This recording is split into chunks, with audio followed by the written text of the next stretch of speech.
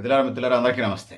ఒకప్పుడు భారతదేశం వజ్రాల రాసులు స్ట్రీట్ మార్కెట్స్‌లో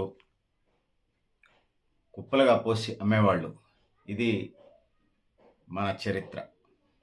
అనేక మంది ముస్లిం పాలకులు గజనీ మహమ్మదు, గోరీ మహమ్మదు, ఇబ్రహీం లోడి ఇట్లాంటి ఆళ్ళంతా కూడా వచ్చి భారతదేశం మీద దాడి చేసి, దండయాత్రలు చేసి, ఆ విధంగా భారతదేశంలో మన దేశంలో ఉన్నటువంటి బంగారం, వజ్రాలు, ఓడీరియాలు, ముత్యాలు, పగడాలు వీటన్నిటిని దోసుకు వెళ్ళిపోయారు.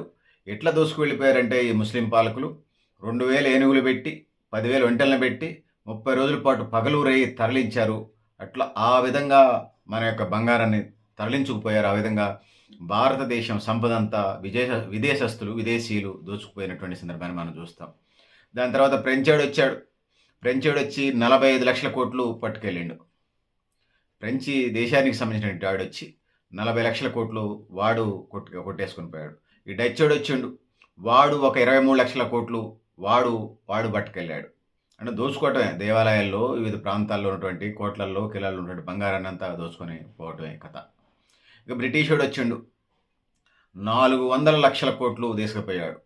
భారతదేశం 5% జీడీపీతో, నేషనల్ ఇన్కమ్‌తో, గ్రాస్ డొమెస్టిక్ ప్రొడక్ట్‌తో ఉన్నటువంటి భారతదేశం 5% నుంచి 2%కి 2% నుంచి 0.5%కి పడిపోయింది భారతదేశ ఇండియన్ ఎకానమీ. జీడీపీ రేషియో కానీ, నేషనల్ ఇన్కమ్ కానీ ఇది పరిస్థితి.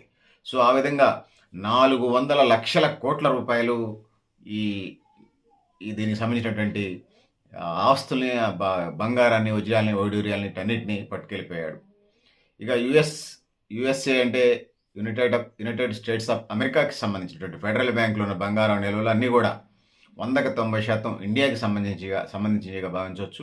మన భారతీయ రాజులు బంగారాన్ని ఆభరణంగా, ఇప్పటికీ మన గ్రామీణ ప్రాంతాల్లో ఉన్నటువంటి ప్రజలు కూడా బంగారాన్ని మెడలో, ఆడబిడ్డలైతే మెడలో తాడో, పెళ్ళైన వాళ్ళు, లేకపోతే మెడలో, పిల్లలైతే మెడలో చైను, మగవాళ్ళైతే బ్రేస్లెట్, లేకపోతే గోల్డ్ చైన్, ఇట్లాంటికి ఇప్పటికీ ఆదరణ, బంగారానికి అనలేని ఆదరణ ఉన్నదంటే ఇది పరిస్థితి. సో పెద్దలారా మిత్రులారా, మీరు కూడా మీ అభిప్రాయాన్ని కామెంట్ బాక్స్లో రాయని తెలియజేస్తూ, నేను గరిడేపల్లి సత్యనారాయణ, న్యూ లక్ష్య ఆర్గనైజేషన్. Thank you. ఉండాలి పెద్దలారా మిత్రులారా.